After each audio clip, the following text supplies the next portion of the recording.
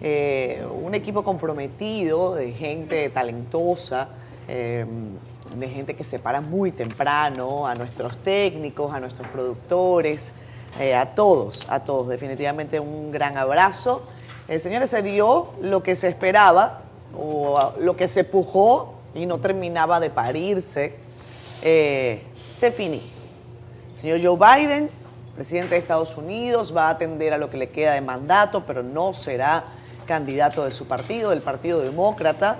Ha desistido de esta aspiración tras múltiples situaciones. Una de ellas, por supuesto, tiene que ver con la que ocurrió hace 25 días en el debate con el actual candidato del Partido Republicano, ya confirmado, Donald Trump.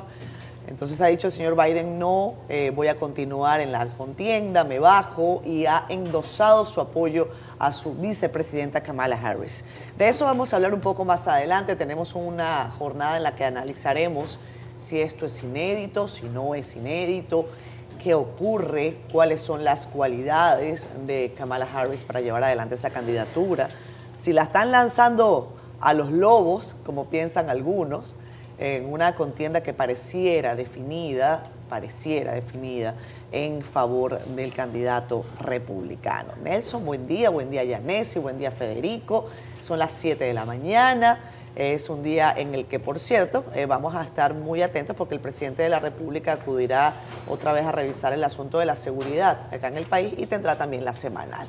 Hay varios casos delictivos que estamos atentos y que ya están en investigación. Uno de ellos tiene que ver con el asesinato de un agente de la DICRIN, si no me equivoco, y también con un miembro del ejército. De eso y más, aquí hoy en Despierta con CDN. Fede, Yanesi y Nelson. Vamos a hablar largo y tendido del caso de Biden. Sí, ese es el tema. Ese es el tema del día. Democrático, un candidato que fue electo democráticamente, lo sacaron por la puerta de atrás. Eso es el ejemplo de la democracia de América. Pero hablaremos en rato de eso y por qué la pobre Kamala la quemaron antes de tiempo. Pero eso va a comenzar. Señores, lo de Beltré ayer, eso es conocido, ya Manuel Acevedo lo trató hace un rato, pero este tipo de situaciones, yo estuve viendo ayer, que potencia lo dominicano. Claro. Lo dominicano, el alma nacional. Mucha gente dice, ¿qué es eso de alma nacional? Eso existe aquí. El alma nacional, los dominicanos, no ponemos contentos con este tipo de cosas. Hay gente que dice que es un exagerado nacionalismo, nos llaman chauvinista, espíritu insular. Pero mira que nos lo gozamos. Del Café de Herrera a Cooperstown en Nueva York, señores, hay una situación en Haití. Casos de anthrax.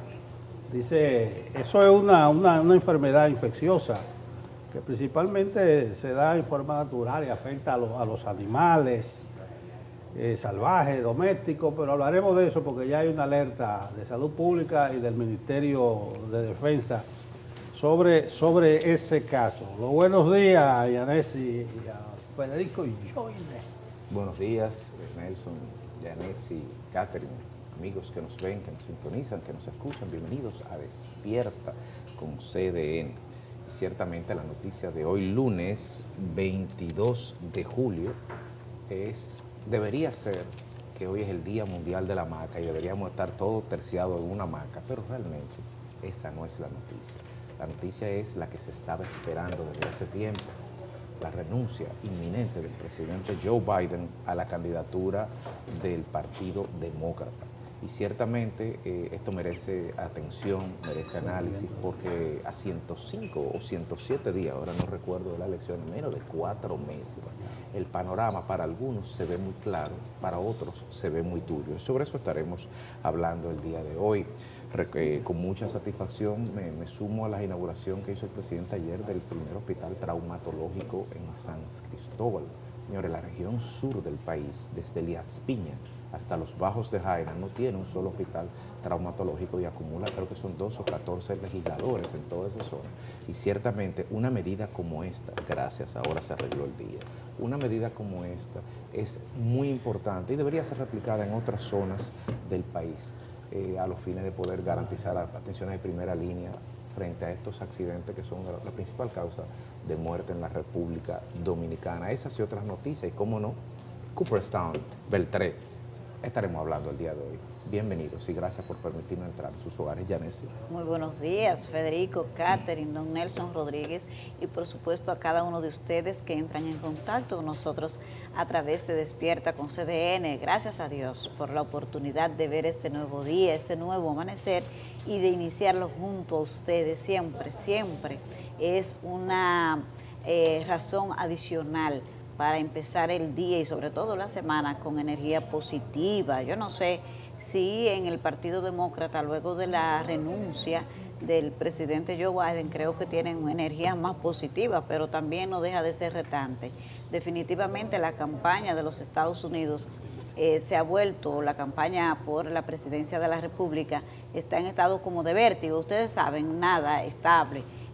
Un día pasa una cosa, otro otra. Lo de Biden era previsto después del desastroso debate que tuvo en junio de pasado, pero lo que pasó con Donald Trump, el atentado al candidato presidencial republicano, no estaba previsto. Por lo tanto, es una campaña muy intensa, muy poco como planificada, todo va de manera muy circunstancial y vamos a ver si finalmente, con el apoyo tanto de Biden como de los Clinton, la vicepresidenta Kamala Harris se alza con la candidatura demócrata, pero por el momento el Partido Republicano ha sellado su parte, vamos a decir su participación en el escenario electoral, y ahora entra el Partido Demócrata con esta nueva versión, con esta nueva situación, este nuevo contexto que le ha tocado con la renuncia del presidente Biden, que no deja de ser un acto de valor, porque no es verdad que cualquiera renuncia a una candidatura, un presidente de la República que yo creo que ha actuado con sentido de la historia. Eso se llama un ejemplo, independientemente de todas las críticas que se hayan podido hacer por el tiempo que tomó el presidente Biden para tomar una decisión que quizás debió tomar antes, no deja de ser una decisión de muchísima valentía. Ahora vamos a ver cómo amanece en el mundo y el país en las portadas del Caribe y CDN. Nuestra compañera Carolyn Cuevas está lista. Gracias, buenos días. Vamos a iniciar rápidamente este vistazo por el periódico El Caribe con el presidente de Estados Unidos, Joe Biden, que dejó a un lado sus aspiraciones por un segundo mandato. En lo adelante se prevé una intensa lucha por la nominación. En otra nota, de acuerdo a un informe del Banco Central, el país tiene más de 11 millones de tarjetas de débito y crédito. También ampliamos las declaraciones de UNICEF, quien reclama que el nuevo Código Penal proteja a la niñez de la violencia. Y cerramos con el nuevo proyecto del HOMS y la puesta en operación de los proyectos HOMS Health Wellness Center y el Hotel Residence Inn de Marriott, los cuales impulsan el crecimiento del turismo de salud en la ciudad de Santiago y la realización de grandes congresos médicos nacionales e internacionales. En la contraportada hablamos de deportes y de Adrián Beltré, quien es ahora un inmortal del deporte. Vamos a pasar a nuestro portal digital cdn.com.do, donde usted podrá informarse de las noticias más importantes en el país y el mundo, como esta del candidato republicano Donald Trump, quien reacciona a la carta de Biden diciendo no estaba apto. Ampliamos los datos del Ministerio de Defensa, que alertó a todas sus dependencias en la frontera de Haití a tomar las medidas necesarias para evitar que entren mercancías contaminadas con anthrax a territorio dominicano. Y cerramos en Santo Domingo Este, donde desmantelaron una alegada banda de atracadores que operaba en el municipio Los Alcarrizos. Les invitamos a que accedan a cdn.com.do y que adquieran El Caribe para que estén enterados siempre.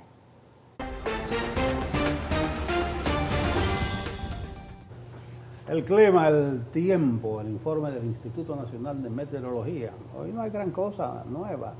Entonces limita a nubosidad, a humedad, inestabilidad. Pero no hay grandes acontecimientos, grandes disturbios. Dice el informe de hoy lunes, hasta mañana martes, la influencia del viento de dirección este-noreste continuará impulsando ocasionales campos nubosos acompañados de precipitaciones durante las primeras horas del día hacia distintas provincias de la región noreste y algunas localidades del litoral caribeño del país. Dichas lluvias estarán asociadas a una vaguada en altura localizada al suroeste de la isla. Sin embargo, en horas de la tarde de hoy lunes, y hasta las primeras horas de la noche estarán cayendo algunas precipitaciones, extendiéndose gradualmente, siendo las mismas de moderadas a fuertes, con tormentas eléctricas y ráfagas de viento. Mañana martes, la humedad e inestabilidad continuarán presentes desde primeras horas sobre nuestra área de pronóstico debido a los efectos de distintas vaguadas en diferentes niveles de la troposfera. En consecuencia, volverá a incrementarse la nubosidad, los aguaceros, las tormentas eléctricas y las ráfagas de viento desde tempranas horas del día en varias regiones del país. Eso es para mañana martes. Ya lo saben, nubosidad, humedad, inestabilidad marcarán el clima de hoy y mañana martes. Bueno, vamos con los comentarios de ustedes, señores, en la red social Facebook. Ahí hay gente conectada desde temprano, cosa que nos encanta y por eso les saludamos como parte importante de este programa. Ahí está temprano. A ver. Jocelyn Martínez, hola Jocelyn, un abrazo para ti, para toda tu familia. Gracias por estar con nosotros. No lo vamos a ver en pantalla quizás en unos minuticos mientras el equipo lo pone para ustedes, pero mientras tanto sepan que ahí los estamos leyendo. Sí, no se preocupen, aquí seguimos. Aquí está Noel Encarnación. También dice, voz de trompeta en las noticias, en las redes de Noel Encarnación con CDN. Oye, Noel, pero mándanos una notica de voz, aunque sea para incluirte en el programa. Oye, Kelvin, a lo mejor ponemos eso, esa voz de trompeta de Noel Encarnación. Yo no me quejo. ¿Por qué no? Por ahí hay un amigo de nosotros, Víctor Gómez Casanova, que estaba mandando unos voice notes. ¿A ti te llegaban, Yanes? Unos voice notes de Víctor Gómez Casanova como a las 5 de la mañana. Por un favor, abrazo. ¿y cómo tú quieres empezar el día así? Sexto. Digo por la voz de trompeta, porque Víctor además le ponía como una alarma primera, o sea, la arrancada de esa nota de voz era un alarmazo, de esos que, caray, pero entonces él hacía ese ejercicio diario, un ejercicio interesante. Kelvin Torres con nosotros, dice que ya el programa Siendo Honestos está en YouTube. Gracias, Kelvin, un programa en el que conversamos con Nelson Espinal Báez, amigo, analista, especialista en temas de negociación, y Raniero Casoni, quien es un destacado consultor político venezolano, sobre las elecciones que tenemos para este domingo, 28 de julio, en Venezuela. Unas elecciones particularmente interesantes, retadoras. Algunos creen que son distintas a lo que ha ocurrido en procesos anteriores. Bueno, de eso podemos hablar quizás durante la semana, podemos invitar a alguien para que nos dé perspectiva también sobre ese particular, pero si ustedes quieren ver el análisis de Nelson y de Raniero, está ya en nuestro canal de YouTube, Siendo Honestos. Gracias, Kelvin, por la payola. Raúl Mones, buenos días, o Monés, pero dice buenos días a todos. Quiero aprovechar esta intervención para que me orienten en base a cómo puedo ver en vivo las noticias del mediodía. A ver, es fácil. Raúl, igualito como tú estás viendo Despierta, aparece también en Facebook Live. Si por X o por Y usted no lo encuentra allí, usted entra en cdn.com.do y escribe en vivo. Lo pone así si usted quiere en Google. Y ahí tiene usted nuestro streaming que lo puede ver a cualquier hora. También estamos en Twitter o X, en el ex Twitter. Ahí usted, CDN 37 al mediodía. Y ahí transmitimos noticias ahora a las 12 del mediodía. Hoy se reincorpora Jean Suriel. ¿Oíste, Nelson? Ya. Hoy llegan, mi querido. Me imagino que en contra de su voluntad. No, sin duda. No, él estaba preocupado ¿Por qué? conmigo dando estos reportes. Porque pensaba que la había competencia se Tengo que sentía ir. desplazado. Ya. No, además, sería bueno que Y el Indomed. que el Indomed nos el explique qué es lo que Indomed. pasa con el Indomed. Nos explique. Está por aquí también Cristian Segura desde la Villa Olímpica. Un abrazo para ti, Cristian. Rafael Emilio Soto Jiménez, de nuevo por aquí. Bendiciones. He dado mucho seguimiento a las campañas que hay en Venezuela sobre las próximas elecciones. Diría que esta es la última oportunidad que tienen los venezolanos para recuperar su país. Gracias, Rafael. Coincido en parte. Yo no creo que este sea el final. Yo creo que quizás lo que va a ocurrir el próximo 28 va a ser el comienzo de algo diferente. Vamos a esperar a ver qué ocurre. Guadalupe Graciano está con nosotros desde Los Negros de Azua. Feliz inicio de semana. A ver, dice, ¿cuándo vienen?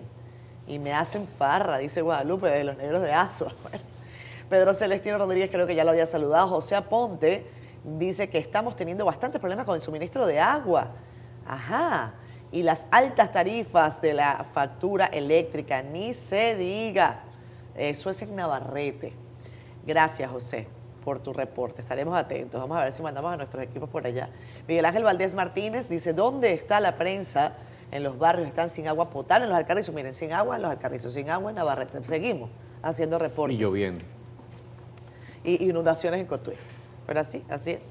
Juan Maluca, bendiciones para ese tiempo, para ese equipo, gracias. Delio Samuel Mamolejo Frica nos manda saludos a todos. También está por aquí Juan Ramón Guzmán Quijada, desde Miami. Saludos a la gente de Miami, el sur de la Florida, Orlando, Tampa, todos los que se encuentran por allí. Juan La Antigua, buenos días desde la Florida también. Creo que, para ver, es el mismo. No, mira, tenemos 2 de la Florida hoy. Al menos 2 que de los que escriben, seguro hay más. Gracias por los que están allí conectados. Josefina Taveras de San Pedro de Macorís, o Dani Peña. Buenos días desde Atlanta. A Maduro que se prepare. Si no entrega, Donald Trump irá por su cabeza. Gracias, Odani. Yolanda de los Santos, buenos días, República Dominicana. Mucha salud a toda mi gente. Amén, que así sea. Y nos comenta también Jeffrey, que está dándonos bendiciones. Gracias. 7:15 minutos de la mañana. Gracias a ustedes por estar conectados. Cuando regresemos tenemos más por aquí por CDN. El presidente Joe Biden retiró oficialmente su candidatura a la reelección tras semanas de presiones internas y preocupaciones en el Partido Demócrata acerca de su capacidad física para asumir un segundo mandato presidencial. Pero ¿cuáles fueron los momentos que lo llevaron a esta decisión? Aquí los detallamos. $500 billion, I should say. La ola de críticas comenzó en la noche del 27 de junio de 2024 con el primer debate entre el actual presidente y su rival político Donald Trump. Biden tuvo un desempeño irregular que llevó a algunos demócratas a cuestionar si debía seguir en la contienda. En ese momento, el presidente de 81 años reconoció limitaciones causadas por su edad como un factor en sus fallos durante el debate. Sin embargo, reiteró su compromiso. El 9 de julio, los legisladores demócratas se reunieron a puerta cerrada durante casi 2 horas, pero no llegaron a un consenso sobre si apoyar o no la decisión del presidente Joe Biden de seguir adelante con su candidatura a la reelección. Ladies and gentlemen, President Putin. El 11 de julio, durante el cierre de la cumbre de la OTAN, Biden se refirió por error al presidente ucraniano Volodymyr Zelensky como presidente Putin. Horas más tarde, confundió el nombre de su vicepresidenta Kamala Harris y el de Donald Trump. El 12 de julio, la preocupación se movió a los ingresos de la campaña luego de que donantes demócratas comunicaran que dejarían unos $90 millones en donaciones prometidas en suspenso si Biden mantenía su candidatura. He just tested positive for COVID. El 17 de julio, durante un viaje a Las Vegas para participar de eventos con votantes latinos, el presidente resultó positivo a COVID-19. Horas después, prominentes demócratas cercanos a Biden dijeron a medios que el presidente estaba reflexionando sobre cuál sería la mejor decisión para el país. Finalmente, Biden se hizo a un lado, abriendo paso a nuevas generaciones dentro del Partido Demócrata rumbo a las elecciones de este noviembre. Desde Los Ángeles, Stephanie Martínez, Voz de América. Bueno, ahí está el reporte de La Voz de América. Por cierto, vamos a conectar con ellos en minutos. Nuestra compañera Natalie Salas Guaitero está precisamente vía Zoom o directo para darnos detalles sobre las reacciones que esta decisión, esperada por algunos, calibrada por otros, se ha tomado en las últimas horas y ha generado pues múltiples comentarios, reacciones en el Partido Demócrata, también reacciones en el Partido Republicano. Pero con nosotros acá en el set está un buen amigo que hace seguimiento permanente a la política estadounidense, en general a la política internacional. Yatzel Román es destacado analista político. Hola Yatzel, buenos días, gracias por estar con nosotros. Muy buenos días, de hecho acabo de volver de Milwaukee, Wisconsin, donde se estuvo llevando a cabo la 43ª Convención Nacional Republicana. Ha sido mi tercera convención del Partido Republicano y totalmente distinta a las previas, ya que en el 2012, cuando estuve participando en la nominación de Mitt Romney, todo el mundo partía de la premisa de que era una elección difícil contra Barack Obama. En el 2016, cuando fue nominado Donald Trump, por primera vez les puedo decir que el 70% de las personas ahí no querían al candidato que estaba siendo nominado, incluso buena parte de los discursos eran en contra del mismo candidato.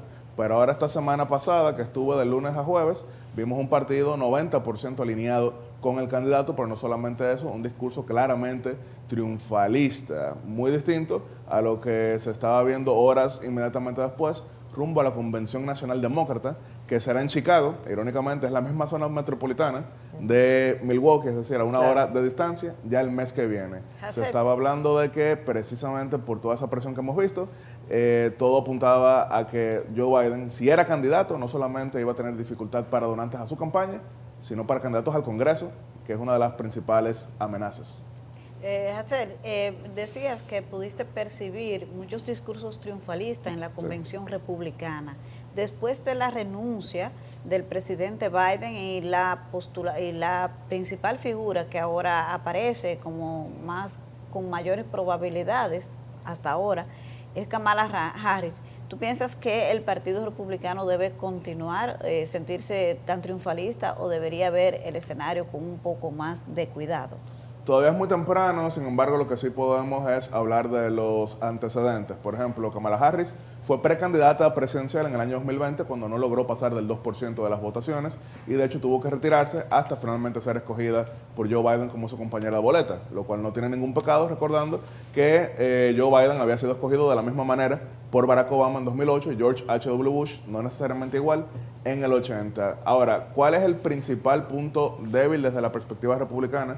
Para Kamala Harris, a ella se le asignó una misión central, que era el tema migratorio. Y en eso, la inmensa mayoría de estadounidenses entienden que no ha logrado el éxito esperado. Entonces, los ataques que se han vertido contra Joe Biden probablemente serán exactamente iguales. Ahora, ¿cuál es un punto positivo desde la perspectiva demócrata? Que al tener mayor agilidad, al tener mayor, vamos a decir, lucidez y tener mejor manejo del escenario por su juventud, probablemente algunos ataques de Donald Trump que Joe Biden no pudo, vamos a decir, que devolver en el debate, Kamala Harris sí pudiera. Creo que es importante, solamente a nivel de números, tomar en cuenta lo siguiente. Joe Biden iba a ser el candidato más viejo en la historia de Estados Unidos, con 81, él cumple en noviembre. Ahora, Donald Trump, con 78, que los cumplió recientemente en junio, pasa a ser el candidato más entrado en edad de la historia de Estados Unidos, no así del mundo, recordando que los más viejos han sido en República Dominicana, 94 años en el 2000, Joaquín Balaguer. El segundo más viejo fue Juan Bosch con 89 años. Y también recordando que en el resto de América Latina hemos tenido Juan Domingo Perón con 78 años, Rafael Caldera con 77 años, Luis Ignacio Lula da Silva con 77 años.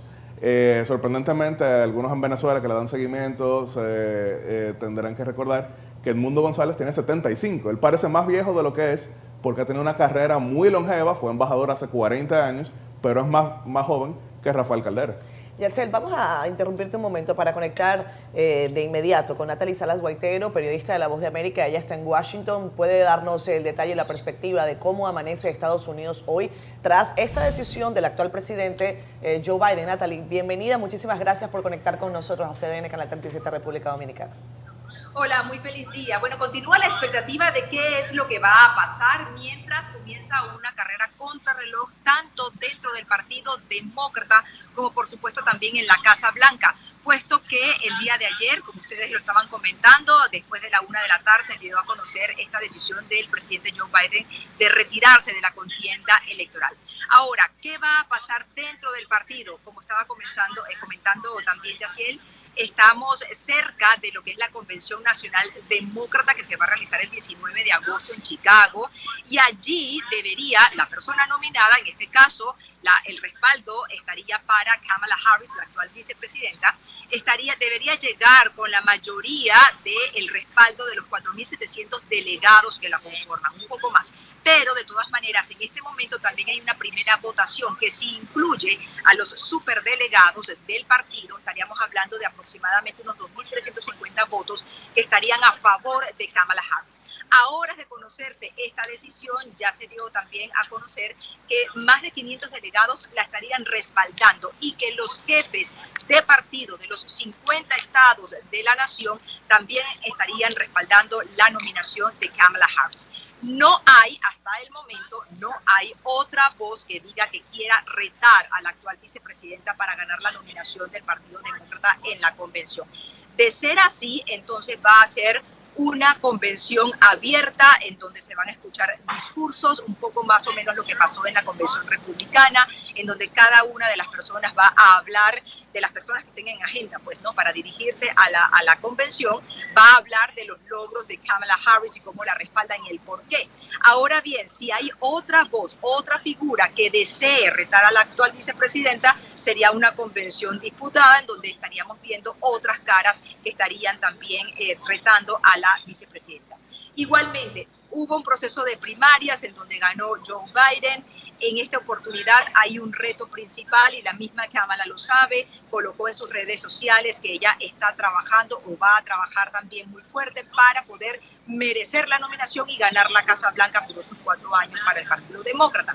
Pero esto significa que necesita también definitivamente ganar las masas del partido en los 50 estados, o sea, a nivel nacional. Y esto no solamente se va a reflejar, escuchen, en la Casa Blanca, sino también en las personas que estarían compitiendo para poder llegar a las curules tanto de la Cámara de Representantes como del Senado del Congreso. Natalie, a propósito de Kamala, ¿no ha llamado la atención que en ninguna de las reacciones de líderes del Partido Demócrata han seguido en la misma línea de Biden, de endosar a Kamala? Incluso Obama habla de una candidatura extraordinaria. Bueno, extraordinaria porque van a sustituir al que ordinariamente fue electo. Pero no llama la atención que nadie ha endosado a Kamala. Es muy temprano también en este momento para señalarlo. Las reacciones primarias fueron definitivamente para apoyar al actual presidente, señalando que estarían apoyando su carrera, lo que ha logrado para el país, y lo que hace pensar también, según analistas, es que la campaña se va a proyectar básicamente en los logros alcanzados por Joe Biden en estos 4 años o más, casi 4 años, frente a la Casa Blanca, para poder contrarrestar lo que ha señalado o lo que dice el candidato republicano y expresidente Donald Trump. Sobre todo poniendo en la balanza que hasta el momento una de las cosas que se le critica al candidato republicano Trump es que cuando señala algún tipo de información generalmente no da datos específicos o bases para aseverar lo que está diciendo. Es por esto que lo que han pensado es poder proyectar esta campaña a favor de los logros alcanzados por Joe Biden y la actual vicepresidenta. Recordemos que Kamala Harris está al frente sobre todo de uno de los temas bandera de la administración, que es inmigración. Aquí hay voces que han señalado que ha tenido un papel bastante importante, otros han señalado que quizás no ha tenido el papel preponderante que se esperaba, pero le queda a ella y a su próximo equipo de campaña poder convencer a las masas del paso que ella ha tenido por la Casa Blanca y al mismo tiempo cómo pudiera continuarlo de llegar a ser la ganadora el mes de noviembre. Lo cierto también que se proyecta un debate, recordemos que ya se tenía fijado para el 10 de septiembre. En este debate también se pudieran ver cuáles son las bases y como también señalaban ustedes anteriormente, que ella pueda de alguna manera rebatir algunos de los puntos que señala Donald Trump y que en el debate pasado, según analistas, el presidente Joe Biden no lo hizo. Bien.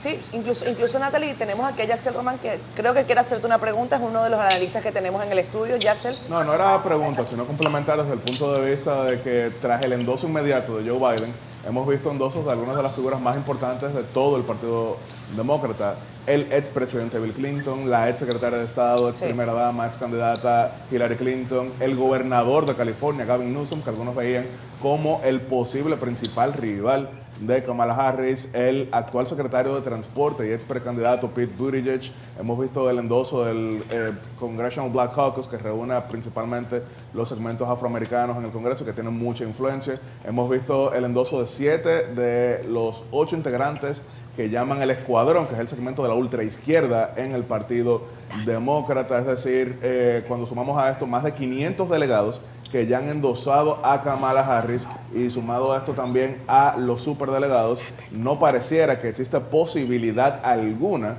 de que esta sea una convención mínimamente competitiva. Por eso, en cuestión de las menos de 24 horas que hemos tenido, no se ha pronunciado nadie seriamente. Lo que pudiera haber es candidaturas testimoniales, pero hoy, en este instante, en esta hora, no parece que haya forma alguna de que nadie pueda llegar a los 1.886 delegados que se necesitan para la nominación. Todos los principales líderes han endosado ahora mismo a Kamala Harris, menos desde luego el expresidente Barack Obama, como bien hemos escuchado, el líder de los demócratas en el Senado, Chuck Schumer, la emérita expresidenta de la Cámara de Representantes, Nancy Pelosi, y el líder de los demócratas en la Cámara de Representantes, Hakeem Jeffries. Así que sí existen algunos que quisieran quizás una convención más competitiva, pero los que votaron por Joe Biden quieren que esto sea rápido, que sea limpio y que sea sencillo.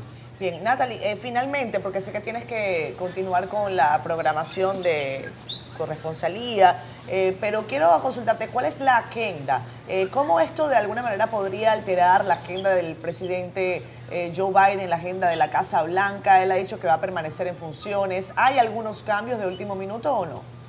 No, hasta el momento no se conoce ningún tipo de aparición pública del presidente Joe Biden. Recordemos que como dio positivo a la COVID-19 la semana pasada, está en Delaware, todavía no se sabe cuándo regresaría aquí a la Casa Blanca. Lo que sí es que en la agenda de la vicepresidenta Harris, el día de hoy tiene un evento con la Asociación Nacional de Atletismo Universitario. Allí se van a dar a conocer las primeras declaraciones desde que se dio a conocer este anuncio. Es posible que, aunque no es el foro que se tenía estimado para que ella hablara de esto, es posible que definitivamente tenga algunas palabras relativas a lo que es esta candidatura.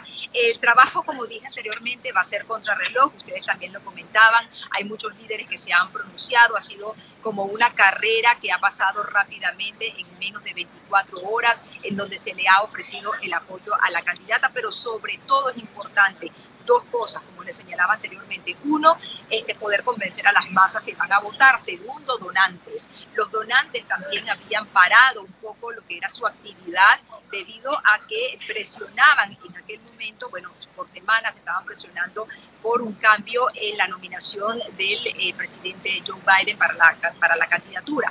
Ahora, Kamala Harris también le toca poder recolectar esa cantidad de dinero necesaria para ejercer la campaña y poder llegar hasta el mes de noviembre. Te lo agradecemos, Natalie, tu contacto. Que tenga feliz resto de la jornada. Nos mantenemos atentos. Gracias. Gracias a ustedes, Felipe. Bueno, continuamos nosotros acá con Yatzel Román. Compañeros, no sé si tienen alguna... Sí. Adelante, Fede. Yatzel, como en todo, hay dos partidos en Estados Unidos, hay grupos, digamos, ya con opiniones muy definidas, pesos a ambos lados, pero en el centro hay una franja que se mueve, que es la que ambos candidatos, el futuro demócrata y el actual Trump, tratarán de conquistar. De hecho, el discurso de Trump a raíz del atentado ha sido un poco más mesurado, más a coquetear con ese centro. Frente a ese centro, esa franja dispersa, que no sé qué porcentaje puede ser en la actualidad, ¿cómo aquilatan este proceso? ¿Cómo se aquilataría este proceso de renuncia de un candidato a 107 días o 105 días de una elección? Claro, primero recordar que la última vez que había sucedido algo como esto fue en 1968, cuando Lyndon B. Johnson, después de participar en varias primarias, terminó declinando, endosó a su vicepresidente, Hubert Humphrey, que terminó ganando la convención, pero fue una convención donde se dieron galletas, donde se gritaron, donde se insultaron. De hecho, si entran ahora mismo a la audiencia en YouTube, escribe Convención Demócrata Chicago, 1968, encontrará un desastre, y terminó ganando Richard Nixon en ese momento. Pero esa franja del centro, que bien mencionas, no se puede ver solamente a nivel nacional, sino en lugares específicos. La campaña de Trump ha sido brillante en varias ocasiones porque le habla a los que están en el medio en los lugares que le interesan para ganar la presidencia. Por ejemplo, en Pensilvania, que lo ganó en el 2016, ese segmento del centro mayormente son ex empleados industriales que les preocupa la migración desde el punto de vista de que entiendan que están siendo desplazados. En algunos lugares, como por ejemplo el caso de Michigan, que él lo ganó también con un discurso similar, hemos visto que ha bajado el tono en el tema aborto, al punto de que en el debate se pronunció como pro 3 causales, pero no solamente eso, en el programa de gobierno que votó la Convención Republicana la semana pasada, por primera vez en décadas eliminaron cualquier tipo de referencia a la prohibición total del aborto y eliminaron por primera vez también en décadas cualquier prohibición o oposición a el matrimonio entre personas del mismo sexo. Eso no quiere decir que de repente están a favor, pero han decidido echar a un lado esos temas, porque si quieren ganar en estados que anteriormente ganaban los demócratas, nuevamente, pues no pueden necesariamente ahuyentarlos con este tipo de temas. Va a ser una elección bastante competitiva. Algo que sí se le tiene que reconocer a Joe Biden es que después de quedar sin ningún tipo de narrativa positiva, Entonces, ahora los demócratas por lo menos tienen algún tipo de emoción, que es ahora todo el debate sobre quién pudiera ser su representante rumbo a noviembre oficialmente, pero como bien han dicho algunas otras personas, el voto temprano, el voto anticipado comienza en septiembre, así que también ese es un desafío legal. Solamente para cerrar y confirmándole a la audiencia dominicana, el proceso de nominación en Estados Unidos es distinto al nuestro. Aquí se presenta la candidatura presidencial directamente ante la Junta Central Electoral. En Estados Unidos, tú eres candidato o candidata en cada una de las jurisdicciones, en cada uno de los estados que tienen legislaciones distintas, y no todo el mundo logra entrar en los 50 estados. Generalmente, si tú eres candidato o candidata del Partido Republicano o Demócrata, entras en los 50 porque ya cumpliste tu proceso, tienes suficiente endoso, pero como en este caso, la fecha de registro en muchos de los estados cierra 2 días después de la convención demócrata. Hay quienes tienen temor de que esto significaría que no en los 50 estados salga la boleta demócrata, al ser un país federal en todo el sentido de la palabra. Por eso es que precisamente vemos que una parte importante de todas las figuras que hemos mencionado quieren que esto sea rápido, porque una competencia pudiera significar quedarse fuera en algunos lugares importantes. Dice que va a haber emoción porque entran en un proceso de escoger a un candidato, pero vaya emoción, porque yo podría decir que eso crea mucha incertidumbre porque no está claro cuál sería ese candidato. Tú te inclinas que va a ser Kamala Harris. Yo no veo escenario en el que ella no sea candidata. Pero los hechos, los acontecimientos han demostrado que aquí se movió una suerte de conspiración. Yo decía al principio que es un proceso muy antidemocrático, porque Biden fue electo democráticamente. Así. Decía Trump que él no estaba apto, y es verdad, desde el 20 se estaba diciendo eso. Claro. Se iba a decir que iba a ser el primer presidente en Estados Unidos que iba a cumplir los 80 años ejerciendo el poder, y así se dio. Claro. Y desde el 20 se advertía de que probablemente se llegara a eso. Entonces, se está diciendo que el debate fue un punto. Si tú te vas al informe del fiscal Robert Hood, que fue en febrero, que dijo que él no está apto, un informe al Congreso de 388 páginas, que él dice, no lo voy a acusar, porque a un jurado le daría pena condenarle en su estado mental. Él dice, un hombre que no se acuerda cuándo murió su hijo, no se acuerda ni cuándo fue vicepresidente.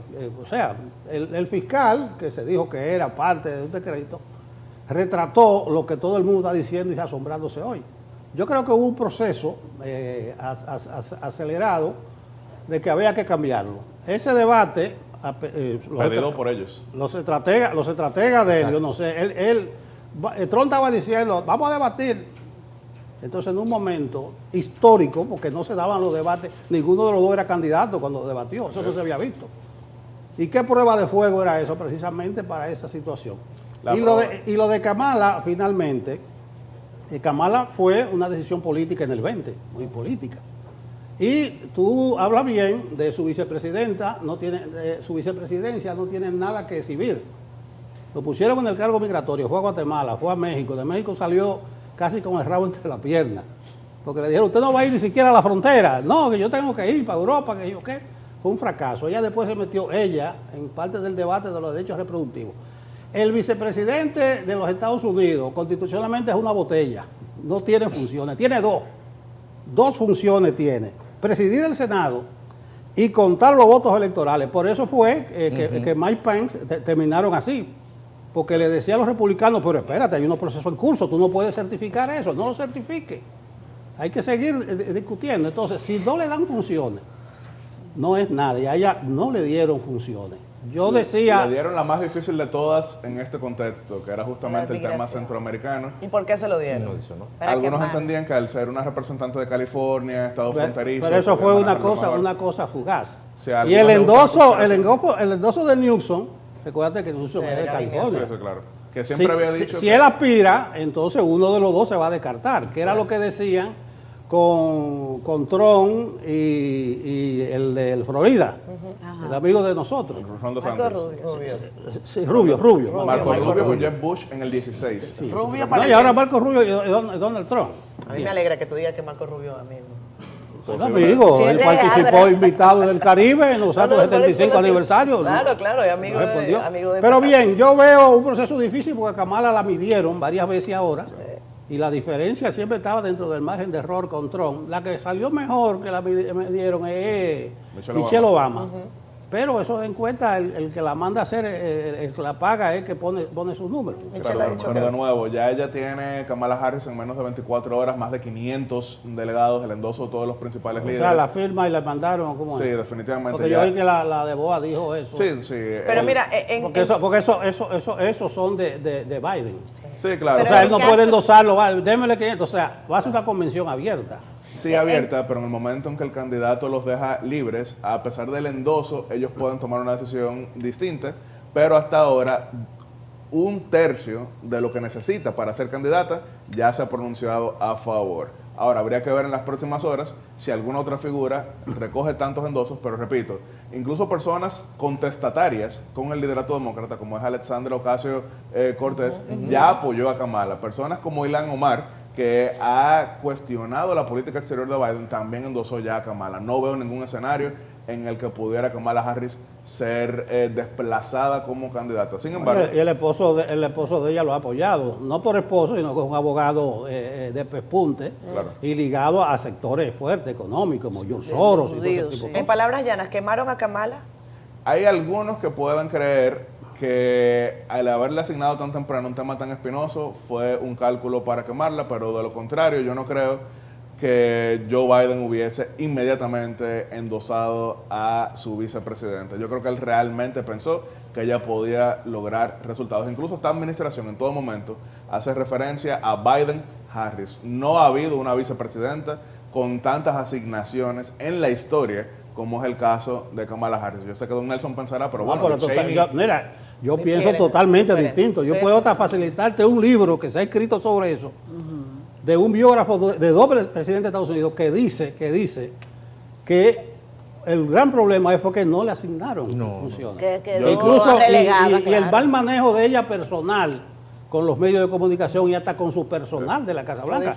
O sea, le tiene mucho periquito. Yo discrepo, el tema que no le hayan salido bien esas asignaciones ya es otra cosa, porque por ejemplo... En el caso, que la única asignación que tú puedes mencionar es el tema migratorio, pero lo cualitativo es...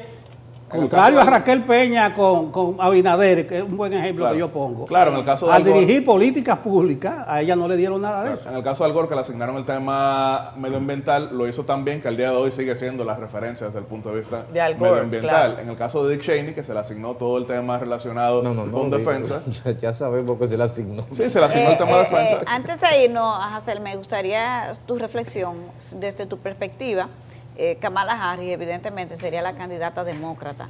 Es llamativo que en las dos ocasiones en que el presidente Donald, las dos mujeres, las únicas mujeres de partidos importantes que han sido candidatas, van a enfrentar a una figura con una perspectiva tan machista como Donald Trump. ¿Cómo tendría la campaña republicana que manejar este tema? Es un gran desafío, tomando en cuenta que a diferencia de en el resto de los países del hemisferio occidental, donde el electorado femenino suele ser el más derechista de todos, en Estados Unidos, fruto del auge también machista, se han ido perdiendo muchas votantes mujeres en lo que son cada uno de estos estados clave. Así que si yo fuera asesor, diría que le bajaran el tono a ellos, pero ya hemos visto una gran cantidad de ataques, incluso desde el punto de vista del servicio secreto, hacia mujeres que estaban protegiendo a Donald Trump. Eso no es de la campaña, pero sí habría que buscar que sus seguidores le bajen el tono. Ahora, sí, algunos en la República Dominicana se preguntarán, ¿alguna vez ha pasado en nuestro país que un candidato presidencial haya tenido que ser sustituido poco antes de las elecciones? Sí, pero no fue por renuncia, sino por muerte. A abril de 1970, el expresidente, ex canciller y ex embajador Héctor García Godoy Cáceres, que marcaba 15% en las encuestas, falleció en abril y tuvo que ser reemplazado al otro día por su candidato vicepresidencial, Jaime Manuel Fernández, que no sacó 15, sino 3%, pero después fue invitado como canciller del presidente Balaguer. Algunos pensaron, pero bueno, Jacobo Masluta falleció en el 96, pero Jacobo Masluta nunca se postuló en el 96. Estamos hablando de la presidencia. Habría otros casos en otros niveles, recordando desde luego José Francisco Peña Gómez, pero era la alcaldía que él aspiraba en 1998, y claro, el magnicidio en 1878 de Memé Cáceres mientras era precandidato del Partido Rojo, y todo apunta, y no quisiera difamar aquí a Cesario Guillermo, pero todo apunta a que Cesario Guillermo estuvo detrás de ese magnicidio para recuperar el poder. Va a tener problemas con Cesario. Kamala podía hacer historia. Solo de 15 vicepresidentes, solo 4 han llegado por sus propios medios. ¿Entiendes? Aquí está el dato. De los 15 vicepresidentes que se convirtieron en presidentes, 8 llegaron al cargo después de la muerte del presidente y 4 fueron elegidos más tarde por sí mismos. El más reciente, George H.W. Bush, que en el momento en que fue escogido como candidato vicepresidencial fue una gran noticia en República Dominicana, porque él había sido compañero de cuarto en el colegio de Manuel Enrique Tavares Espaillat, que era en ese momento ministro de Hacienda en el país, y eso llevó a que el gobierno de Antonio Guzmán lo moviera cuando ganó Ronald Reagan con George H.W. Bush, moviera al ministro de Hacienda a ser canciller, y una de las primeras visitas que hizo el vicepresidente George H.W. Bush fue a República Dominicana. ¿Qué nos conviene, que ganen los republicanos o los demócratas? Todo hay que verlo desde el punto de vista de los intereses de los dominicanos en el segmento de comercio, en el segmento desde el punto de vista del intercambio económico. Casi siempre nos ha ido mejor con demócratas, con republicanos mejor dicho. Ahora, desde el punto de vista de dominicanos que buscan quizás regularizar estatus migratorio al día de hoy, obviamente los demócratas influyen un poquito más. Sin embargo, tengo que ponerle el asterisco a ese dato, recordando que República Dominicana tiene la diáspora más regularizada del mundo en Estados Unidos, sin estatus especial, con 83% de dominicanos en Estados Unidos que tienen ciudadanía o residencia, eso por la amnistía llevada a cabo en gobierno republicano de Ronald Reagan. Yatzel, no quisiera irnos sin preguntarte con relación a Vance, el candidato vicepresidencial de Trump. En este contexto, si se pone a Kamala, el bicandidato vicepresidencial de Trump tendría un peso mayor que lo que tradicionalmente han tenido los candidatos vicepresidenciales en la campaña para contrapesar un poco. Probablemente habría que verlo con un mayor peso en ese orden. En Estados Unidos, en ocasiones, ha habido candidatos vicepresidenciales que tuvieron un peso enorme. No ha sido el tema reciente, por ejemplo, en 2020, Kamala ayudó a complementar, pero todo era en torno a Joe Biden. Mike Pence en el 2016 ayudó a complementar, pero todo era Donald Trump. El mismo Joe Biden con Barack Obama ayudó a complementar en política exterior, pero todo era Barack Obama. En un momento, en el 1980, Ronald Reagan le ofreció al expresidente Gerald Ford que fuera su vicepresidente, pero entonces en el momento de negociación llegó Gerald Ford, supuestamente, dicen las leyendas, con una serie de condiciones que entonces Ronald Reagan decidió, no, yo no quiero una copresidencia, yo quiero un vicepresidente fuerte, esto es otra cosa, y nominó entonces a George H.W. Bush. J.D. Vance es el candidato más joven a la vicepresidencia desde Richard Nixon, que en el 1952 tenía también 39 años. Algunos se preguntarán, ¿y quién ha sido el candidato más joven a la presidencia de Estados Unidos? William Jennings Bryan en 1896, tenía 36 años y fue electo en una convención abierta. Después que comenzó la convención y no lograban elegir un candidato porque estaba todo trancado, él dio un discurso desde el punto de vista monetario que hizo que los delegados se fueran abajo aplaudiendo, le dijeron, este tiene que ser el candidato, y lo cargaron y lo postularon, pero perdió. Yatzel, ¿tú crees que la elección está ya definida? Claro, yo creo que en tu caso es poco objetivo lo que nos vas a decir. Nos acabas de decir que estabas ahí en la sede del Partido Republicano, pero ¿tú crees que está cantado ya que la carrera se ha ido de un lado para el Partido Republicano? O sea, que me refiero a Donald Trump podría estar ya entrando a la Casa Blanca o con esta candidatura, ¿o no? No me atrevería a decir algo así por el mismo hecho de que, repito, esta es una competencia que hay que verla estado por estado. Sí. E históricamente las encuestas inmediatamente después de las convenciones suelen darle un boom considerable al candidato beneficiario. Porque, por ejemplo, algunos dirán, pero mira, Donald Trump le está llevando más de 10 puntos a cualquier candidato demócrata en estos estados clave, Pensilvania, Michigan, Georgia y demás. Pero hay que ver también si ahora la convención demócrata es una de esas pocas oportunidades de redención que aparecen en política. Política está llena de futuros ganadores que son ex candidatos. Gracias, Yatzel. Yatzel Román ha estado con nosotros. Vamos a irnos a pausa comercial. Cuando regresemos, conversamos con el ministro del Trabajo, que ya está por aquí en el estudio de Despierta con CDN. Venimos enseguida. Catherine le había dado la previa. Luis Miguel de Camps, ministro de Trabajo, está con nosotros. Hay varios temas sobre el tapete, sobre la mesa, pero uno reciente son los resultados que ha tenido la implementación del plan piloto de la semana laboral reducida. El Ministerio de Trabajo junto con la Pontificia Universidad Católica Madre y Maestra presentaron los resultados de un estudio de cómo fue este plan piloto, y lo más importante es que dice que no reduce la productividad, que es lo que más preocupa a los empresarios. Buenos días, ministro. Muy buenos días, querido Nelson, mis queridos amigos. Un placer estar aquí con ustedes. Veo a Federico muy pensativo. Preparándose, está bien. No, señores, es un placer. Gracias por invitarnos. Para nosotros, pues, es un honor poder compartir con ustedes y, como dice Nelson, pues algunas novedades que se han comenzado a socializar desde hace algunos días de la semana pasada. Porque la semana pasada se pudo dar a conocer a todo el país los resultados del piloto voluntario de semana laboral reducida. Hace algunos meses, cuando iniciamos a dar a conocer, como anunciamos que se iba a desarrollar el mismo, con mucha razón había en algún nivel, en algunos actores, de cierto escepticismo, y otros se preguntaban, bueno, pero ¿para qué? Eso no funciona en tal país. La verdad es que justamente el para qué era para responder a esas preguntas, para saber si los ejemplos que los medios de comunicación globales habían recogido de otras latitudes tenían o no cabida en nuestra realidad. La verdad es que hoy la República Dominicana ya tiene en sus manos un informe técnico de saber cuáles son las cosas que pudieran funcionar y cuáles son las cosas que no pudieran funcionar en la realidad dominicana. Esto es una gestión que no improvisa, es una gestión que pasa de análisis concretos para el desarrollo de políticas públicas y sobre todo dotar a los actores de la sociedad con las herramientas en la toma de decisiones. ¿Qué informaciones se pudieron recoger? En primer lugar, de señalar que, como decía Nelson, el estudio se hizo con el acompañamiento científico de la Pucamaima, quien se encargó del diseño final del estudio, la recogida de la información y el análisis de los datos.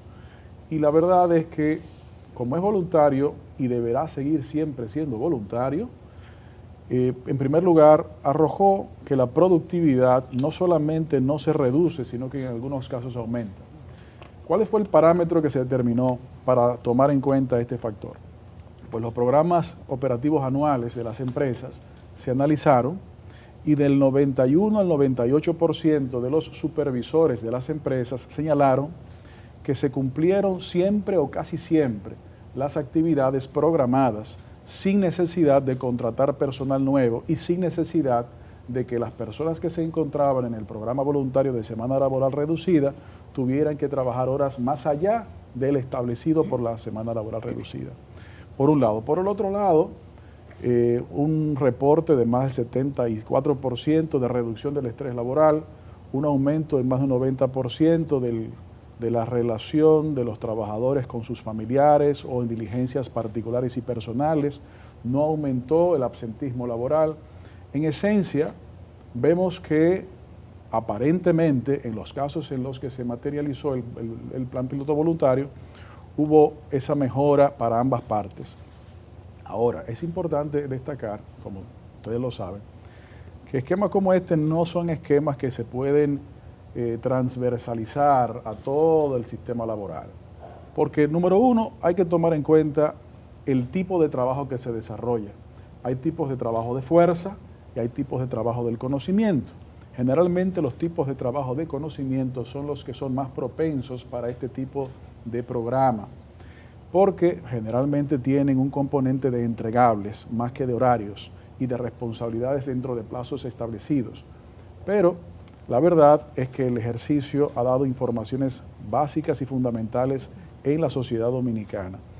Esas informaciones están a disposición de toda la sociedad para que las empresas y los trabajadores puedan evaluar si les funciona o si no les funciona. Incluso depende también, no solamente del tipo de trabajo, sino también a veces del tipo de empresa e incluso dentro de una misma empresa, el departamento o área a la que se refiera. Lo importante, creemos nosotros, es que existe la posibilidad de desarrollar iniciativas más allá de las aspiraciones, es decir, iniciativas que puedan identificar si existen o no las condiciones para seguir avanzando y seguir desarrollándonos y no estar atrás de la curva, sino adelantándonos a lo que son los acontecimientos. Luis Miguel, ¿esas empresas van a seguir con ese modelo, dado el resultado? Y si ya ustedes han recibido de otras empresas, tanto públicas como privadas, el deseo, vamos a decir, de implementar esta jornada en base a un informe que ha sido positivo para ambas partes, según lo que ustedes han planteado. Bueno, según tengo entendido, de las 6 empresas e instituciones participantes en el piloto, hay una que expresó interés de continuar y expandir dicho programa. Hace menos de una semana que esta información salió a la luz pública. Ya es una decisión individual de cada una de las instituciones, así como cualquier otra. Cuando el programa se desarrollaba más o menos a la mitad del proceso, hubo algunas instituciones que expresaron algún interés de ser parte del piloto. Se les expresó que ya el piloto estaba en medio del camino, pero lo importante es que sepan, empresas, empleadores y trabajadores, que es una posibilidad que la pueden hacer desde ya, si así lo desean, pero que es algo voluntario y que tienen en el Ministerio de Trabajo la posibilidad de contar con la mano amiga de la estructuración de su programa, si así lo quieren desarrollar. Ministro, las empresas, el beneficio para el empleador, ¿qué podría ser más allá de quedar en buena con su empleado? O sea, en términos monetarios, porque las empresas para generar beneficios, ¿cuáles podrían ser las ventajas? Y en segundo lugar, este informe y estas experiencias ya se ha socializado con los gremios empresariales, con los grandes empleadores de la República Dominicana. Bueno, cómo no. El programa, la expresión de los resultados del programa, que se dieron a conocer la semana pasada, fueron invitados todos los gremios, no solamente sindicales, sino también empresariales, y la socialización del reporte se está desarrollando a partir de entonces. ¿Cuáles son algunas informaciones que nos parecen interesantes desde el punto de vista de los intereses del empleador? Por ejemplo, nos llamó la atención positivamente algunos aspectos. Por ejemplo, uno, la eficientización del uso del tiempo. La productividad de la empresa indefectiblemente tiene parcial o más que solo parcialmente que ver con la productividad del trabajador. Si el trabajador utiliza el tiempo más eficientemente, por definición, es más productivo. Pero otra cosa que nos llamó también importantemente la atención es que en los datos arrojados, donde se evalúan cuestiones cuantitativas y cuestiones cualitativas, en las cualitativas se determina un mayor compromiso del trabajador con la empresa, una relación de profundidad y de identificación del trabajador con la empresa. Esto es muy interesante porque hoy en día, no solamente en nuestro país, sino en el mundo completo, se ha hablado bastante y todavía queda mucho por hablar sobre lo que es el concepto del salario emocional. Es cada vez más difícil el mercado laboral global competir solamente en base a aspectos económicos. Tiene que haber una competencia también en base a otros aspectos, como lo son el relacionamiento, el trato, el compromiso. Entonces, un trabajador con un aumento de sentimiento de compromiso e identificación con su empresa o con la empresa con la que trabaja, en principio desarrolla mejores resultados en su desempeño y aumenta consecuentemente la productividad. Es un ejemplo posible de un aumento de productividad no solamente ligado a la reducción de costos, que hay posibilidades también de reducción de costos a través de estos ejercicios, porque si, por ejemplo, la empresa decidiera tener una jornada reducida donde un tiempo de la semana pues no está abierta en algunos departamentos, comienza a ahorrarse, por ejemplo, energía eléctrica, por ejemplo. Claro. Pero también otro aspecto es el aumento de productividad respecto a la efectividad del trabajo realizado por el trabajador. Ministro, esta es una noticia que nosotros hemos ponderado como una experiencia positiva. Usted ha señalado en la mañana de hoy que deberá seguir siendo una alternativa, una opción que no será de ninguna manera obligatoria. Nos ha dicho también que una de las empresas que ha participado en este programa piloto parecería que va a continuar. Quiero saber si el Ministerio tiene alguna intención de expandirlo desde el punto de vista de invitar a nuevas empresas, si eso es un plan de ustedes. En resolución, esto es para mí una resolución alternativa a mejorar la calidad de vida de los empleados. Es una resolución alternativa, una opción creativa para un escollo que tienen definitivamente todas las empresas. Hay resoluciones alternativas, por ejemplo, a escollos más complejos, por ejemplo, como los que están encima de la mesa, reforma laboral, cesantía. Resoluciones alternativas que el ministro haya recibido y que estén en contemplación de esta cartera. Bueno, efectivamente... Eso no quiere decir que son decisiones. No, por supuesto. Efectivamente, el ejercicio afortunadamente arrojó un resultado positivo en términos generales. Obviamente, siempre hay que ajustar cosas. Y cuando concluye el periodo de dar a conocer los detalles de este programa, pues probablemente sea de lugar que el Ministerio pueda poner a disposición a la ciudadanía tal vez un ejercicio similar, tal vez más amplio, tal vez con otros sectores. Eso es algo que se puede poner sobre el tapete siempre y cuando se despierte una intención y una voluntad. Ahora, lo que sí, atendiendo a la otra parte de la pregunta, Catherine, lo que sí se ha demostrado en la gestión del Ministerio de Trabajo y en el sentido completo en la gestión del gobierno del presidente Luis Abinader es la construcción de consensos para la concreción de soluciones. Y efectivamente el proceso electoral que concluyó hace algunos meses, en donde se le ratifica el apoyo al presidente Abinader de una forma abrumadora, es una señal de apoyo a su forma de ejercer el poder, a la forma de gobernar, y en las reiteradas intenciones y en algunos casos ya materializadas realizaciones de cambiar y de transformar. Como todos sabemos, el presidente ha señalado una decisión y un objetivo de seguir construyendo y materializar los consensos necesarios para las transformaciones y reformas de leyes, en las que se encuentra incluida obviamente la del Código de Trabajo, que se encuentra en amplios niveles de consenso. Claro, sabemos que los consensos, número uno, no es unanimidad, y número dos, no se puede pensar que el 100% de los planteamientos de todos los actores se puedan incluir, porque claro, si no, no fueran consensos, fueran imposiciones. Ahora, lo que sí estamos convencidos es que en algunas semanas el país va a poder conocer con lujo de detalles toda la gran cantidad de mejoras en materia de una posible reforma laboral o modernización de nuestro Código de Trabajo. Una inquietud, 6 empresas comenzaron y terminaron las 6 o se apió una en el camino.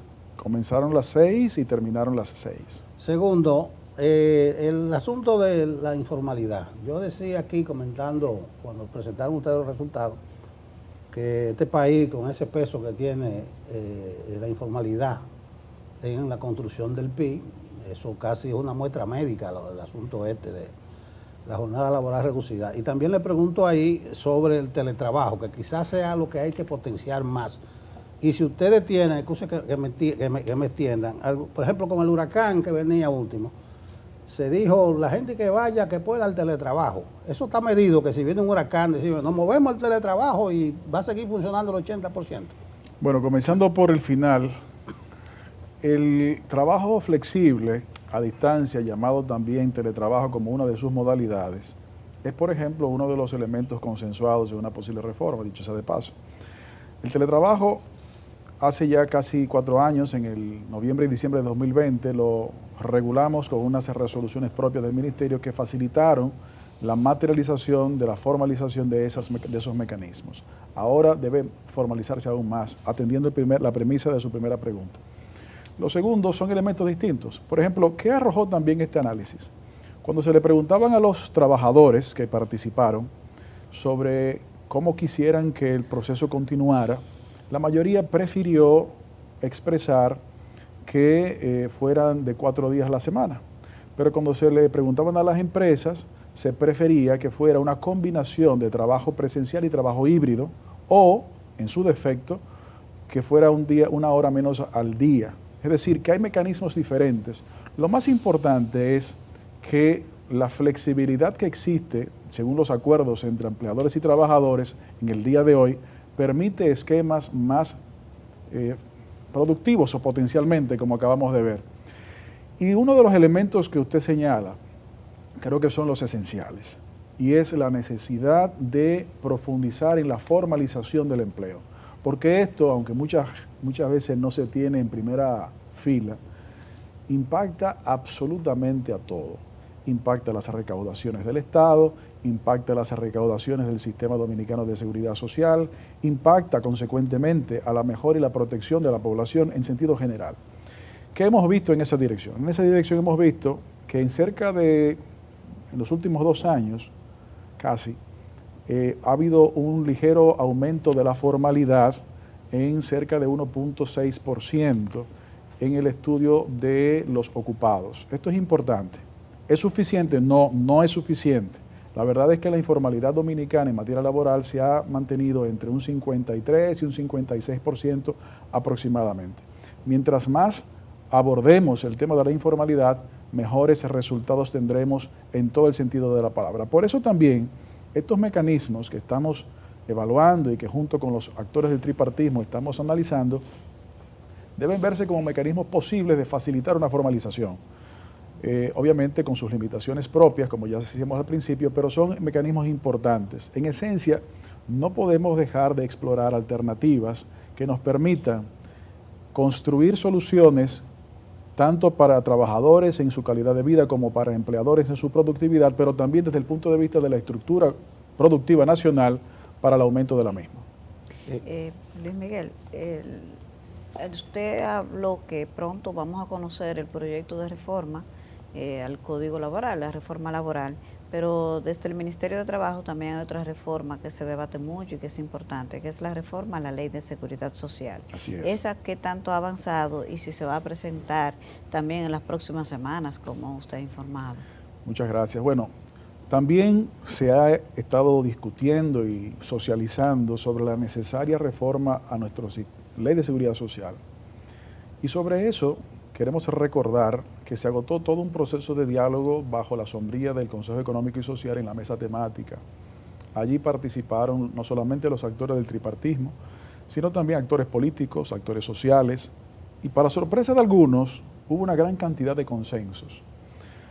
Pero para abordar eso, y con cierta profundidad, quisiera remontarme un poco a qué existía en la República Dominicana antes de esa ley.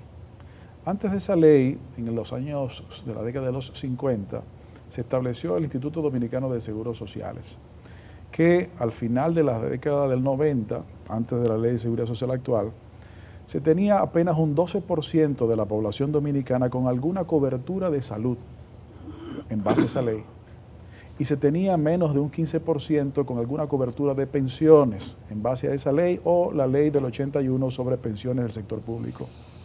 ¿Qué vino hasta hoy a traer a la 8701? Ha traído que a la fecha en que estamos conversando, más del 98%, si usted quiere más del 95%, de la población dominicana tiene una cobertura de salud en algunos de los regímenes de seguro de la seguridad social, ya sea contributivo o subsidiado. También significa que una cantidad importante tiene acceso a pensiones.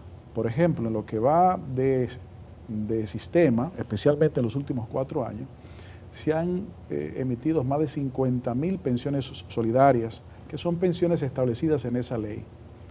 En estos últimos 3 años y medio, casi, ha habido mejoras importantes en la cobertura del seguro familiar de salud, como la inclusión de la mastectomía profiláctica preventiva para el cáncer de mama, que no estaba cubierto, como la cobertura total del tratamiento renal, que no estaba cubierto en su totalidad, como también la reconstrucción mamaria de las mujeres, sobre todo por sufrir cáncer de mama, y muchas otras cosas más. La reducción en un 50% del gasto de bolsillo para el internamiento, el aumento de las pensiones por discapacidad, a veces en un 1.300% del seguro de riesgos laborales.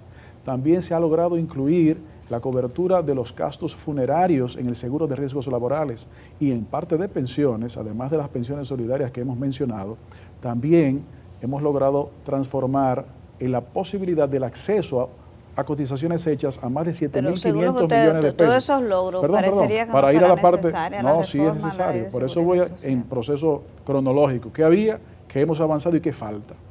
Entonces, todos esos son logros importantes que demuestran que la ley tiene todavía espacio de materialización como está, pero también hay que reconocer que la ley tiene ciertas limitaciones que tenemos que mejorar.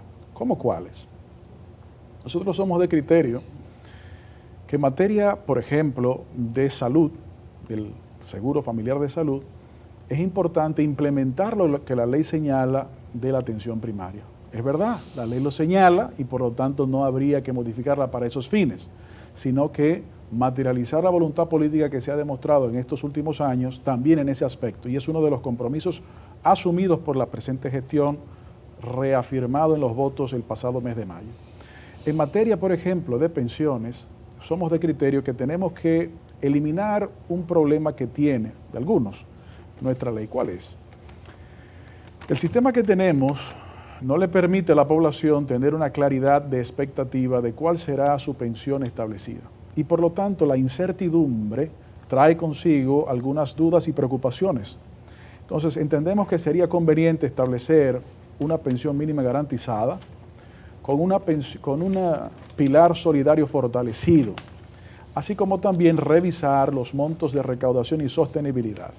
Para eso es necesario modificar la ley, pero para eso es necesario seguir las discusiones con la sociedad, porque esas modificaciones deberán traer consigo pues, una revisión de la gobernanza, una revisión de la sostenibilidad financiera y el establecimiento de un nuevo parámetro sobre el horizonte de sostenibilidad. Esas mejoras sí son necesarias llevarlas a cabo en una reforma de ley y creo señalar lo siguiente. Esa ley de seguridad social que tenemos hoy fue producto de una decisión política valiente en el 2001, a pesar de que era una ley que tenía una década estancada en el Congreso.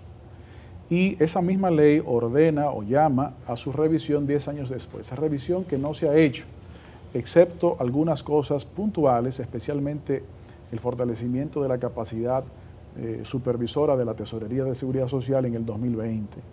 Pero ahora tenemos que cumplir el compromiso que esta sociedad con su gobierno se dio y ahora reafirmado en la mejora también. En esencia, tanto la reforma laboral como la potencial reforma de seguridad social, como las reformas políticas que ha señalado el gobierno, la constitucional, la de la independencia consecuentemente del Ministerio Público y todas las demás reformas que el presidente de la República ha puesto sobre el tapete, son reformas que tienen como centro un objetivo, el objetivo de la mejora de la calidad de vida de la gente a través del fortalecimiento institucional, de la mejora financiera del Estado y de los actores, las mejoras salariales continuas y constantes y consecuentemente el aumento de la productividad y la innovación. Ministro, 32 años tiene el Código Laboral de la República Dominicana, la sociedad dominicana no es la misma, desde luego. Hace un par de meses en ese lugar los principales dirigentes sindicales señalaron que ya tenían agendado, consensuado y coordinado prácticamente la totalidad del código, que solamente le faltaba un 3%, la cesantía. Al respecto, ¿cuál es la opinión del Ministerio frente a eso? Pero también para que la cesantía no nos arrope en la dinámica de reformas que se vienen, ¿cuáles son las oportunidades de mejora del Código Laboral que el Ministerio ha identificado como impostergable para poder incorporarla en la nueva ley? Cómo no, comenzando por el principio, efectivamente, como usted señala, los actores del tripartismo hemos logrado unos niveles de consensos jamás antes alcanzados, incluyendo con respecto a la cesantía. Por primera vez, los tres sectores han establecido su consenso de que la misma no debe ser jamás eliminada. Eso nunca se había puesto sobre el tapete con los tres sectores. Ahora, fuera de ese elemento, muchos otros elementos han logrado ser consensuados. ¿Cuáles son los problemas de 30 y tantos años que hemos acarreado? Por ejemplo, hay una relación laboral en nuestro mercado local en exceso judicializada, en donde los costos transaccionales de las relaciones laborales son muy altos debido a la sobrejudicialización. Ojo, no solamente en detrimento de las empresas, sino también en detrimento de los trabajadores. Con los consensos arribados en materias procedimentales, entendemos que muchos de los abusos que se ha sufrido en las últimas décadas se eliminarían y algunos otros se reducirían a su mínima expresión, sin quitar derechos a las partes. Esos elementos se encuentran consensuados. En respecto a temas también de modernidad, como decía hace un momento, los elementos de teletrabajo también se pueden introducir en la reforma y se encuentran consensuados. Otros elementos que también son importantes en cumplimiento, por ejemplo, de la sentencia del Tribunal Constitucional, es justamente la adecuación de nuestra legislación al convenio 189 sobre trabajo doméstico, trabajo del hogar, que también se puede incluir en la reforma. Pero también se puede incluir elementos interesantes sobre mecanismos y nuevas formas de trabajo, más allá del teletrabajo, en donde la práctica ha demostrado beneficios no solamente a las empresas, sino también a trabajadores, como posibles aumentos de topes de horas extras, obviamente con el pago como la ley lo manda, pero también con el respectivo fortalecimiento, esto es muy importante, fortalecimiento de las características de regulación y sanción. Me explico.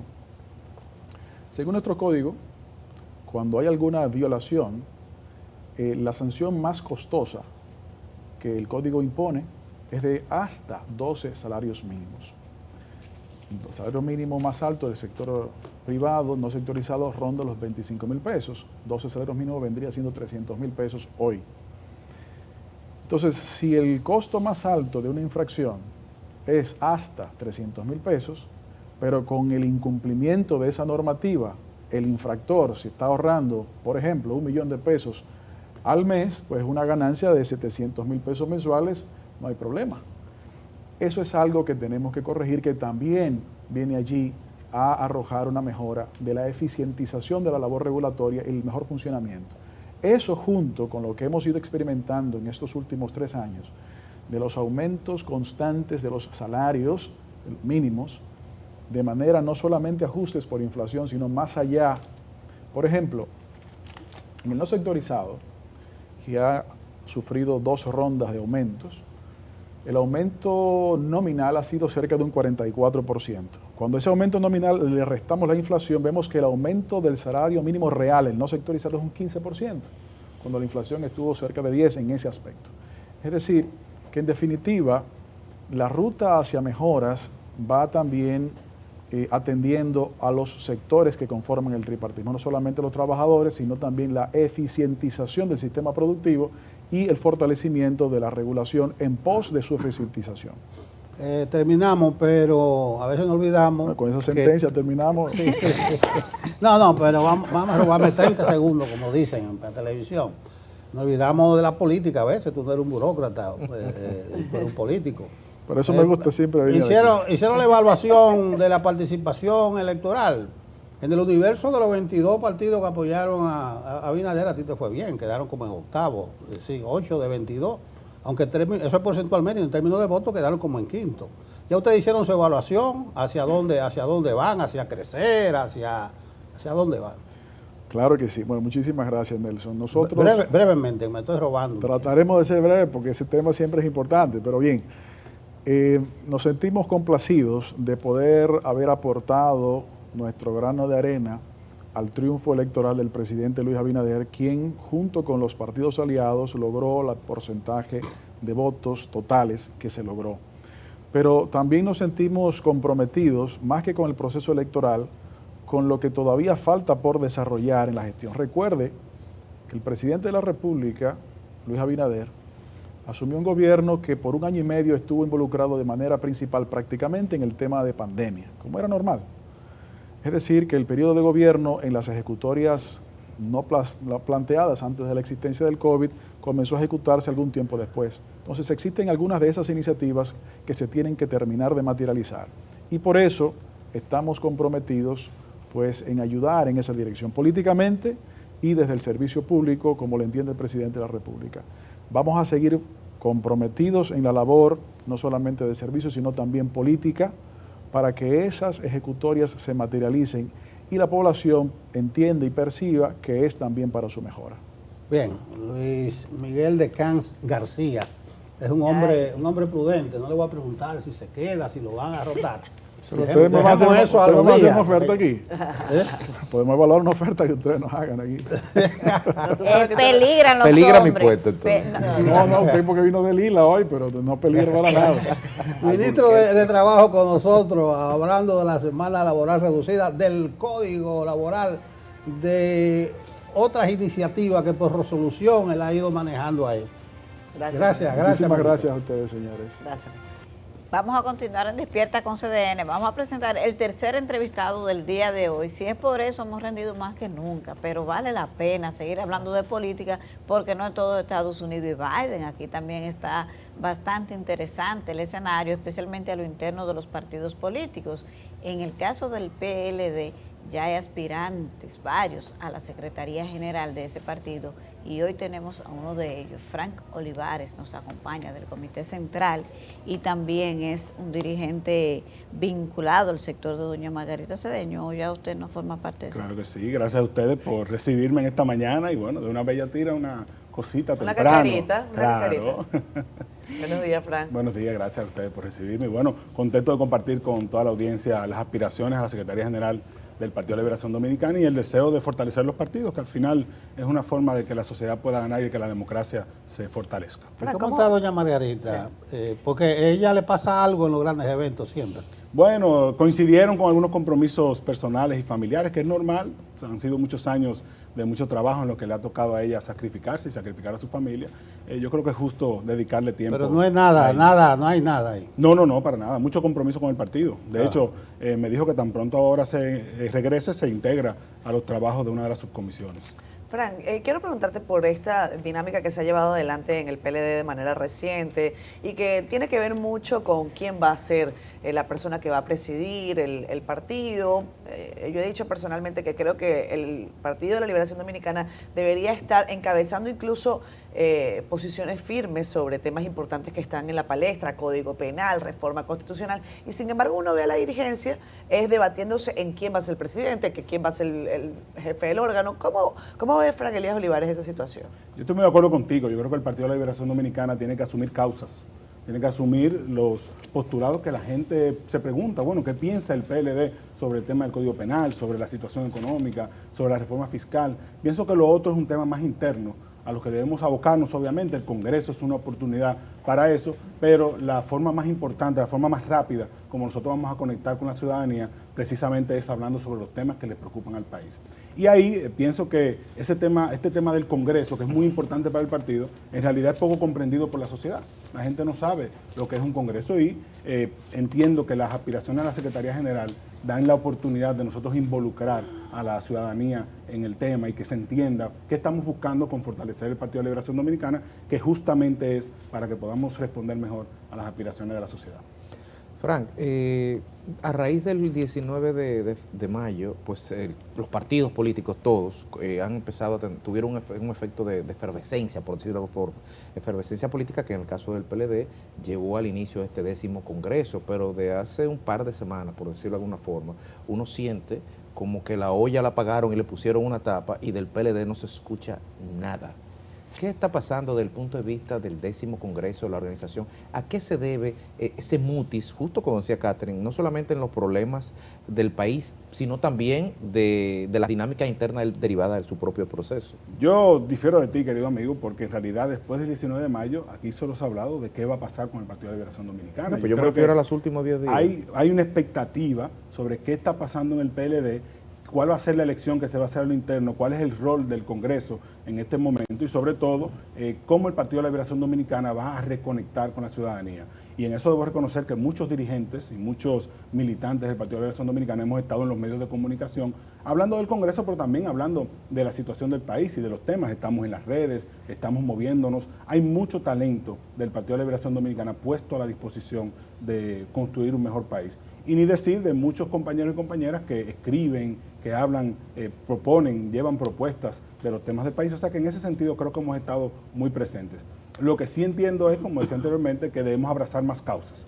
Debemos abrazar más causas y creo que es una autocrítica que nos hacemos y quizás por eso no nos ves tanto porque no nos has visto en la parte del Código Penal, aunque debo reconocer que compañeros como Magda Rodríguez han sido muy frontales. Han sido muy frontales con su participación. Gustavo Sánchez en su momento también ha hablado de su posición sobre las causales. O sea que yo creo que estamos ahí. También necesitamos aprender a comunicar mejor, porque también es una de nuestras tareas, que como partido es un reto importante, cambiar algunos aspectos de la comunicación que deben mejorar para comunicar mejor lo que hacemos.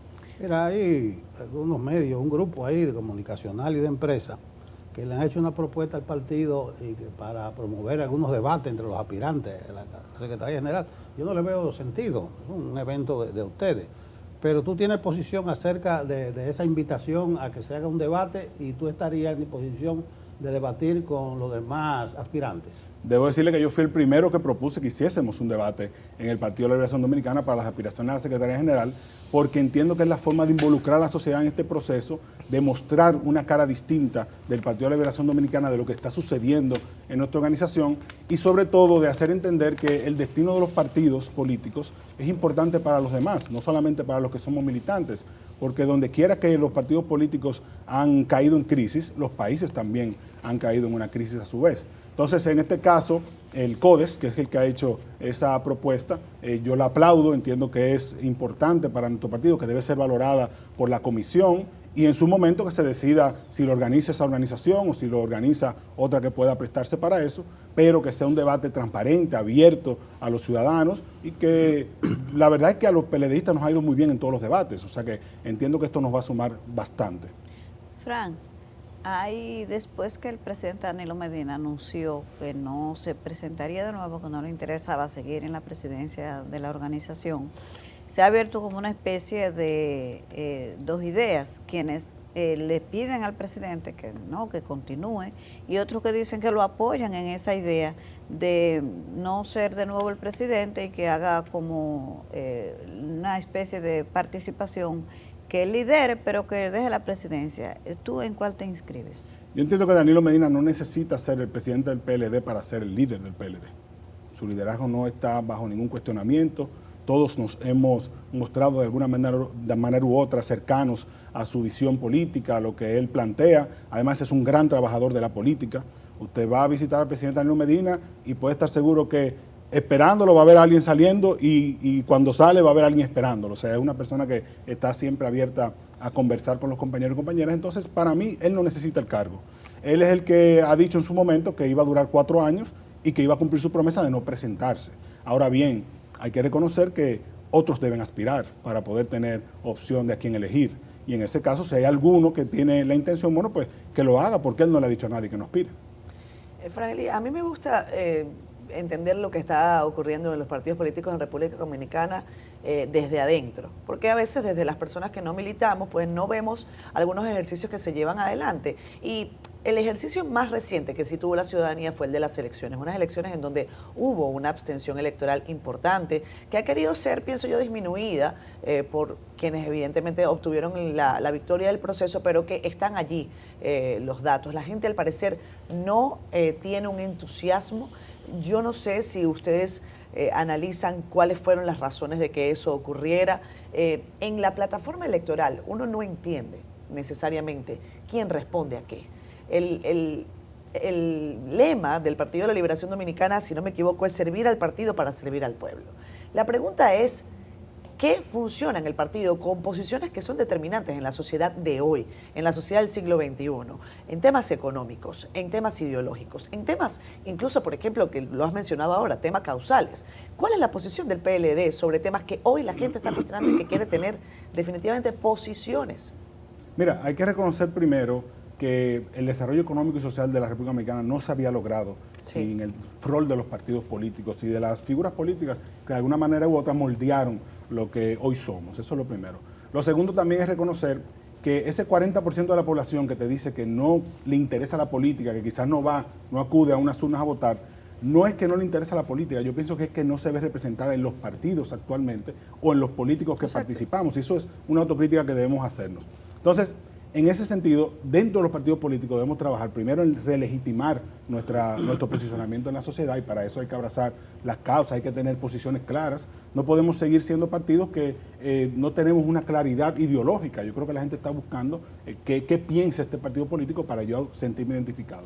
Y lo segundo es entender que vivimos en una sociedad que, así como piensa tener una, digamos, forma de suscribirse en todo, en los partidos también la militancia no se puede ver como antes, que era para toda la vida, los partidos tienen que constantemente estar renovándose para esa suscripción que tienen los militantes y los simpatizantes con un partido, porque también sea renovada cada cierto tiempo. Y yo creo que eso llama a que seamos más ágiles, a que abracemos la formación política, a que la militancia y el trabajo electoral sea constante, a que usemos la tecnología también, la forma de comunicar. O sea, no podemos ser instituciones tan anquilosadas, por decirlo de una manera, sino responder a un mundo que es moderno, que es distinto, que evoluciona. Frank, descifrando ese arcano estatutario del PLD y traduciéndolo, ¿cuál es el rol actual de un secretario general? ¿Qué hace un secretario general del PLD y por qué tú aspiras a esa candidatura? El secretario general es el órgano ejecutivo del partido, o sea, estamos hablando de que si esto fuera una empresa sería el gerente general, el que se encarga de que todo funcione. Yo pienso que los partidos políticos, en un partido político el secretario general tiene la responsabilidad de que todos los recursos que tiene el partido a su disposición estén por igual a la disposición de su militancia. Y que cuando haya aspiraciones, bueno, porque todos los aspirantes también se benefician en igual medida, en equidad, de lo que el partido puede prestarle. Entonces, ese es un rol fundamental del secretario general. Además, es un articulador del plan de trabajo del partido. El congreso que estamos realizando, que es el 10º congreso, deberá resultar en un plan de trabajo y le corresponde al secretario general hacer que se cumpla. Mi rol en este caso, lo que aspiro es justamente a implementar ese plan, a que tengamos un plan que fortalezca el partido en la formación política, que podamos incluso volver a tener los círculos de estudio, como lo tuvimos en algún momento, auxiliados de la tecnología, a que la movilización y el trabajo electoral sea constante, o sea, no solamente sea durante el tiempo de campaña, y a que todos esos recursos que el partido tiene a su disposición, las secretarías que tiene para trabajar, pues que puedan hacer su trabajo, tengan las herramientas para hacerlo correctamente. Fran, ya nos vamos, pero todavía no se ha definido el método de elección de los cargos a nivel nacional. ¿Cómo sería? ¿Ya se le ha informado o por qué te inclinas? ¿Comité Central o voto universal? Hay que recordar que en el 2021, por la pandemia, se acogió una excepción que fuera la elección por los miembros del Comité Central. Muy probablemente, cuando se discuta ahora, esa sea una de las opciones, o los presidentes de comité intermedio hacia arriba. Digamos que a mí, la verdad, ambos escenarios me parecen correctos y no tengo preferencia. En cualquiera de los dos vamos a ganar. Gracias, Fran, por venir a ustedes. acompañarnos hoy. Vamos a la pausa, ya volvemos.